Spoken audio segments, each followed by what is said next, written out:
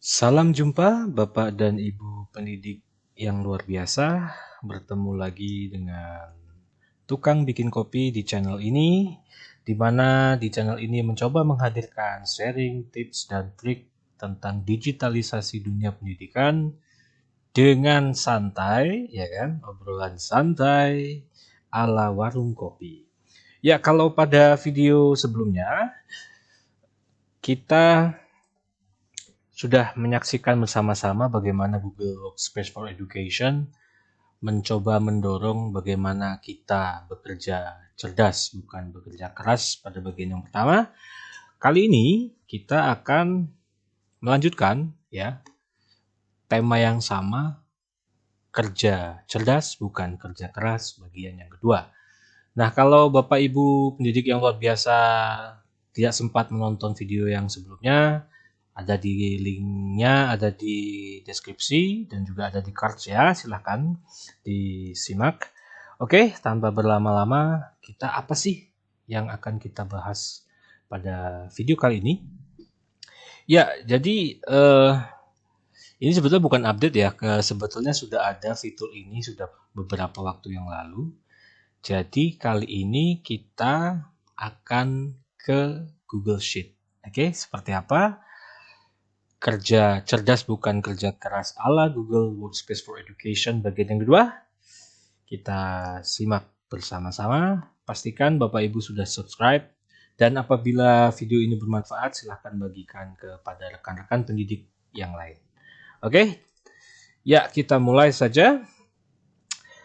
Di sini kita ada data nilai ya, nilai siswa. Misalnya kita ekspor dari Google Classroom ataupun dari penilaian yang Bapak Ibu lakukan, katakanlah ada beberapa mata pelajaran di sini misalnya sains, matematika, sejarah, English dan Spanish. Ya, ada kolom average di sini. Nah, seperti apa sih kerja cerdas bukan kerja keras ala Google Workspace for Education itu? Nah, kita di sini ya. Oke, kalau di sheet ya, kita untuk memasukkan nilai rata-rata siswa, katakanlah siswa pertama ini, berapa banyak dari Bapak dan Ibu pendidik yang sudah tahu rumusnya atau belum tahu rumusnya? Boleh komentar ya, silahkan komentar di kolom komentar. Seberapa banyak sih pendidik Indonesia ini, pendidik yang luar biasa ini gitu, mengetahui rumusnya. Nah, kalau di Google Sheet ini ya, inilah yang membantu kita tanpa kita harus menghafal rumus atau formula ya. Kita cukup ketikkan sama dengan. Nah, sudah muncul ya rumus average untuk mencari nilai rata-rata dari siswa ini. Kita coba klik. Kita tinggal sesuaikan saja ya. Jadi mana nilai yang akan kita jadikan data untuk kita hitung rata-ratanya. Katakanlah kita abaikan kolom B, C, dan D sehingga kita mulai dari kolom E. Kita tinggal edit saja, ganti ke E. Ya, di sini sudah ada Bapak Ibu contoh formulanya, kemudian contoh langsungnya seperti apa dan apa sih fungsi average itu ya, di sini sudah ada. Jadi selain memudahkan Bapak Ibu tanpa mengetik rumus, tanpa harus menghafal rumus, Bapak Ibu juga bisa belajar ya. Belajar dalam arti oh, average itu untuk apa? Nah, di sini keterangannya ya. Jadi selain memudahkan kita tanpa harus menghafal, di sini sudah kita bisa belajar juga beberapa rumus nanti ya. Kita tinggal ketikkan sini fungsinya apa, di sini bisa, atau klik learn more juga bisa ya. Kita untuk contoh ini kita katakanlah sampai di sini saja. Ya, fungsinya average itu apa? Bisa dilihat di sini. Kita enter. Nah, ini salah satu juga autofill ya. Fitur autofill ini akan memudahkan kita tanpa harus mengetik satu-satu atau biasanya kan kita tarik ya. Kolom ini seperti ini, muncul tanda panah seperti ini, kita tarik ke bawah. Nah, kalau di Google Sheet itu tidak perlu. Kita tinggal Perhatikan saja ada autofill yang disarankan, ya. Kita tinggal klik di sini. Maka nilai rata-rata dari kolom E sampai dengan kolom I sudah terisi sampai dengan ada sekitar 400 ya. Coba bayangkan berapa waktu yang dihemat ya Bapak Ibu. Inilah kerja cerdas bukan kerja keras. Oke, itu fitur yang pertama tadi kita katakanlah sebutnya assistive formula ya, assistive formula. Oke. Jadi tanpa kita mengetik formula, tanpa kita mengetik rumus ya, kita cukup ketikkan sama dengan, maka Google Sheet ini sudah otomatis mendeteksi apa yang harus dilakukan terhadap dataset ini. Itu ya. Itu yang untuk average. Kalau misalnya kita mau cari yang lain bagaimana? Apa saja sih yang bisa kita lakukan di data ini? Kita blok saja misalnya ya. Kita blok saja dari change sampai average. Kemudian kita sampai bawah ya. Kita klik explore. Nah, sudah muncul di sini Bapak Ibu. Jumlahnya berapa, kemudian average semuanya untuk semua dataset ini berapa, nilai minimal berapa, kemudian maksimalnya berapa, ya. Count itu jumlah data ya, jumlah artinya kolom dengan barisnya ada 2400 dan sebagainya. Kita juga bisa tanyakan di sini ya, X about this data, korelasi antara nilai matematika dan nilai rata-rata seluruh mata pelajaran misalnya. Kita klik saja. Atau kita mau lihat ini sudah dulu ya. Kita lihat formulanya seperti apa sih. Nah, ternyata korelasinya 0,6 ya.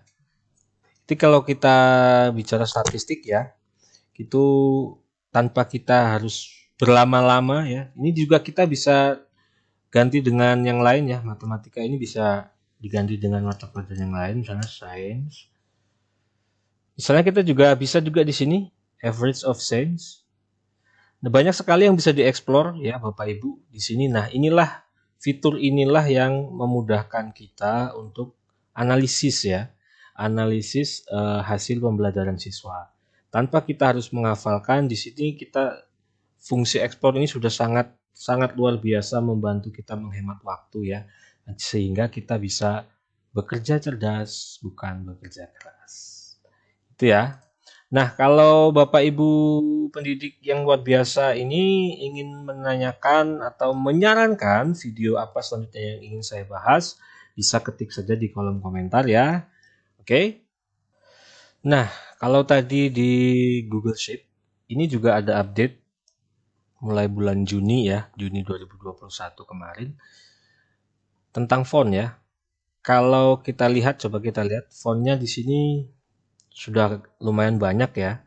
Kalau Bapak Ibu bosan, bisa ingin mencari font yang lain ya, bisa kita lakukan itu. Ini kan cuma hanya ada beberapa ya. Kita klik saja di sini, More Fonts. Bapak Ibu bisa pilih dari sekian banyak ini, mana yang akan Bapak Ibu suka, yang kira-kira ya, tetapi perhatikan juga ya tingkat keterbacaannya ya. Tingkat keterbacaan font itu sendiri dalam tulisan kita misalnya ya. Gitu. Jadi ini banyak sekali yang bisa dipilih. Silahkan saja, misalnya saya mau coba yang agak unik ya. Yang agak unik apa ya? Nah, misalnya ini saja, Dancing Script. Kita besarkan coba. Sehingga lebih menarik ya, lebih menarik. Pilih font yang keterbacaannya tinggi, bisa menarik perhatian siswa misalnya ya. Untuk kita ini. Ya, misalnya seperti itu. Ini hanya contoh saja. Bapak Ibu bisa pilih sangat banyak pilihan font yang ada. Jadi beberapa rekan pengajar, pendidik bertanya kepada saya, ada nggak sih kalau di Google Workspace for Education atau Google Doc ini font yang bisa membantu teman-teman yang disleksia ya, pelajar atau murid kita yang disleksia itu. Ada ya. Jadi kita bisa sebenarnya bukan dari Google Workspace for Education-nya sih, tapi kita bisa browsing ya, kita bisa lihat di nanti linknya ada di deskripsi ya, silahkan di explore lebih lanjut tentang font group ya, kelompok font yang memang didesain atau bisa juga kita gunakan lah ya, diperuntukkan untuk pembelajar kita atau murid kita atau rekan-rekan yang disleksia itu ya. Oke, saya rasa cukup sampai di sini perjumpaan kita. Jangan lupa subscribe. Jika video ini bermanfaat, silahkan bagikan kepada rekan-rekan pengajar yang lain. Ya, jaga kesehatan, tetap berkarya, dan jangan lupa ngopi.